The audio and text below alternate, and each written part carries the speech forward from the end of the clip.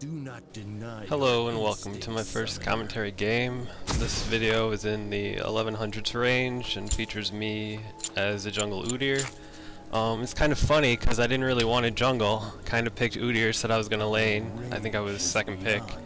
And then went to get a drink and my team just decided, hey, you're going to jungle. And I usually jungle on Warwick or Xin. So if I make some mistakes here jungling, that's the reason. I'm not really used to jungling as udyr. I used to play a lot of 3s and I played a lot of udyr.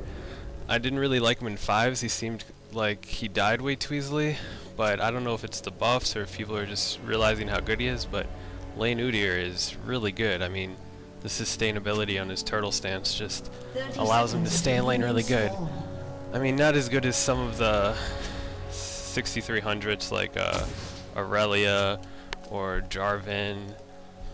Who else is a popular choice? Cho'Gath's a pretty good solo. Swain, Vlad, because you know they have lane sustainability. You know, you two will get into a fight, you'll get down to half, and they can just stay in the lane and heal themselves. Whereas if you don't have like a regrowth pendant or health potions, you know, you're susceptible to a gank or something. So here we are, just guarding me while I wait for blue. I wasn't really worried since they also had a jungler Warwick. And I don't know, a lot of Warwicks I see usually start at double golems, and I don't really get why, because I mean, you don't hardly need any help for blue. You don't need to, you can go all offensive tree, you don't need any armor runes, and you can still take down blue with 1 health potion.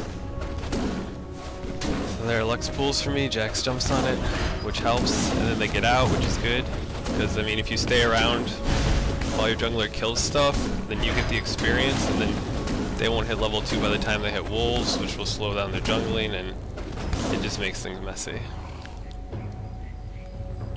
So my team is a Cho'Gath, a Lux, an Ashe, and a Jax against Aurelia, Swain, Misfortune, and Alistar. Oh, and a Warwick. Top is Cho'Gath versus Aurelia. I think Aurelia kind of has an advantage here, because Cho'Gath's he gets life back whenever he kills stuff, but Aurelia has just her passive lifesteal on her 1 ability.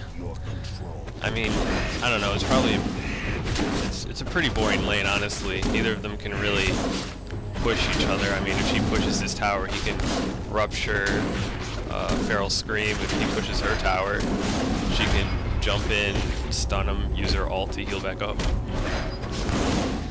So like I said, this might not be the optimal jungling route for udyr. It's just, you know, I don't jungle a lot on udyr, so it's what I did. The main thing about udyr jungling that I don't really see a lot of people doing is you want to time your stances, because they're passive. Every time you change stances, you get a 10% speed increase, which really helps your jungling. So you can see the little counter above my tiger stance where the 3 is. You want to be switching stances before that runs out.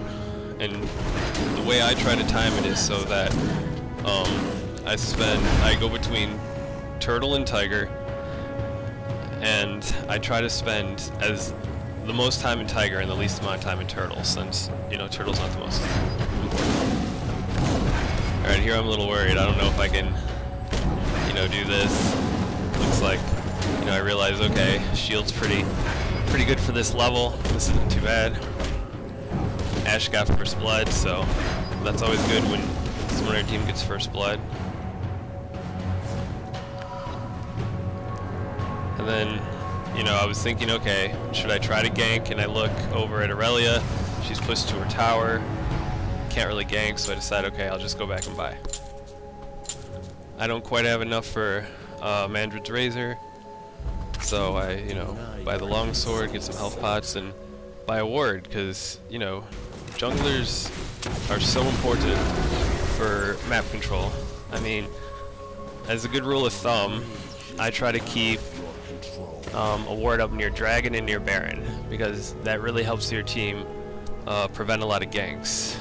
You know, it's really easy if your blue's up, you know, for the blue team to get your blue, and then just go right up and gank top. And if you don't have a ward there, and you're pushed up like where Cho'Gath is, like he's past the river right now, Warwick could just come up there, Aurelia could stun him. I don't remember what their summoners are, but if they had an exhaust or something, they could probably take him down pretty fast. Same things with Lux. She's kind of pushing her lane some.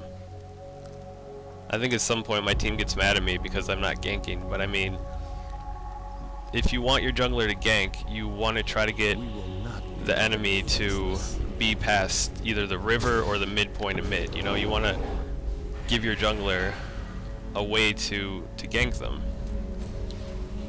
So I decide, okay, my flash is up. I'm gonna check Wraiths.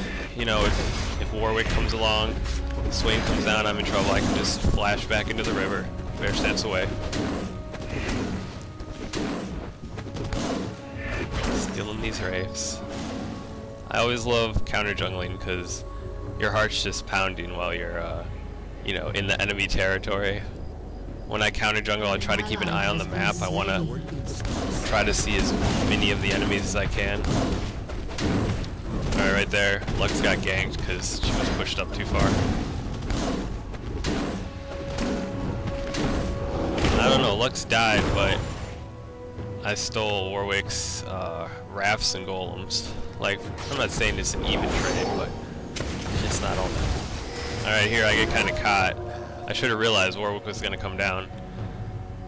I don't know if I could have gotten out of there without flash. I didn't have any mana, so I couldn't bear stance again.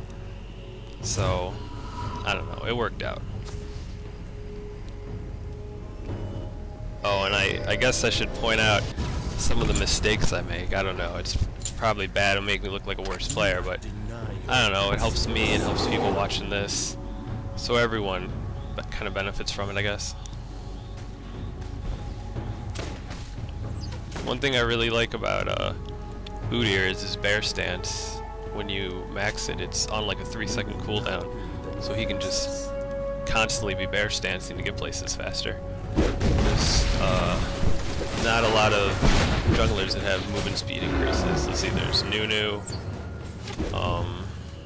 who's the other one? Trundle.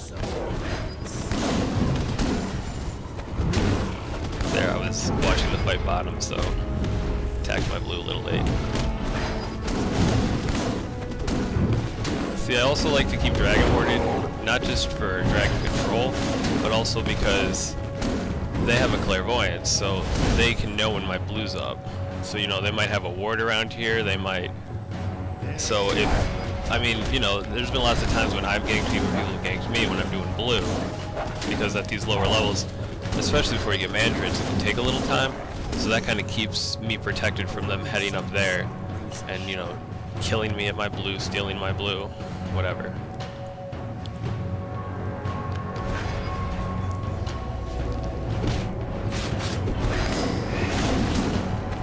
Alright, just doing some jungling. In case anyone's wondering, for masteries, I don't know, I kinda do them weird, I don't know. I get improved smite in offense, and then I get plus armor and magic resist from the defensive tree. I get nimbleness because it works really well with his passive, since it's every time he changes stances, how I said it stacks and he gets attack speed. He also gets 3% dodge chance, and I also use dodge runes, so even without Ninja Tabby, that's like 20% dodge when I have the three stacks from changing stances. And with nimbleness, you know, that gives me even more mobility in battle. And then the rest I use in the, is it support, utility tree, and I get, you know, utility master. I get mana regen because without blue, udyr can kind of have mana problems early game, and then I get quickness. We will not pity the defenseless.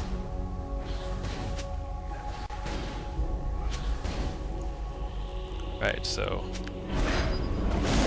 covering for Lux, pro dodge in that route. I think Swain is a really strong choice in lower elo. Well, I mean, it's 1100, but I mean, people still consider it low until you're like, you know, oh, this is 1600. Oh, I'm 1800. You know, so.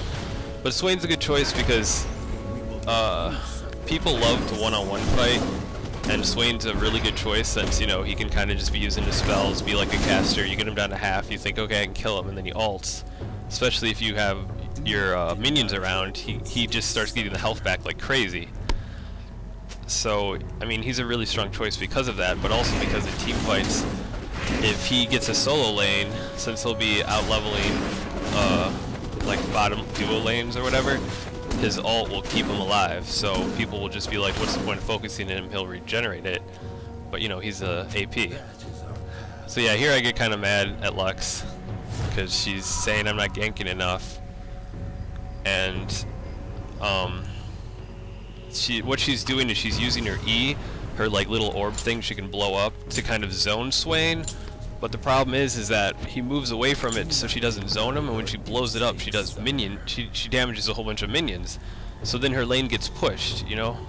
I mean, that's kind of the problem with abilities like that, where like Gragas using his Q to zone his barrel, is that if you don't hit the enemy, eventually it's going to blow up anyway, and then you're pushing your lane when you don't always want to be pushing your lane.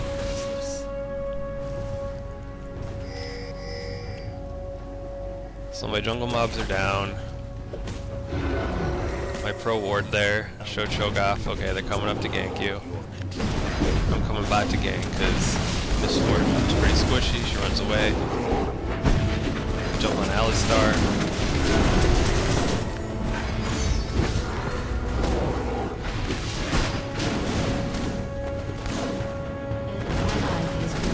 Taking down Misfortune. Alistar starts chasing, takes him down. Misfortune should have backed here. Bear stance, tiger stance. And I hit GTFO. Back to my jungle. Or maybe I back. I think I'm gonna ward dragon and go back. Yeah.